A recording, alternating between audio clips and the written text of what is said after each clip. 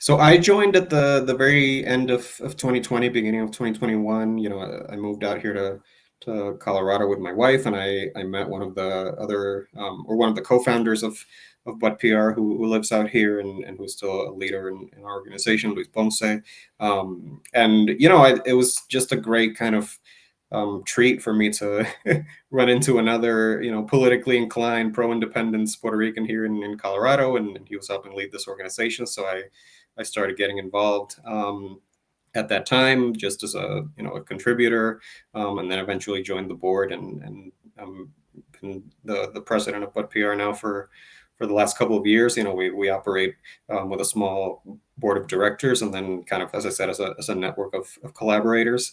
And I joined because this is the topic of political status has always mattered to me. I've always been passionate about it. I think most people on the island, it's sometimes considered kind of our national obsession, right? For good reason, I think. And I wanted to use my time, my skills to do something and to fill what I saw as a big need for conversation, for debate, for discussion, for action on this topic here in the United States. One of the sort of main um, reasons for BudPR existing is this idea that those of us who are here in the diaspora have a power, a political power that Puerto Ricans on the islands don't, right?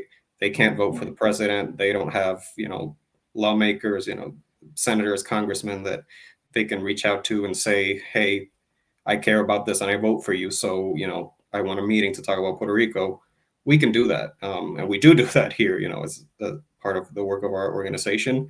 And so, to to quote the famous Spider-Man thing, with great power comes great responsibility. So I think those of us who do have that political power here in the U.S. to do something about Puerto Rico have a responsibility to use it, and I certainly felt and feel that responsibility. So I wanted to join an organization that would help me do that.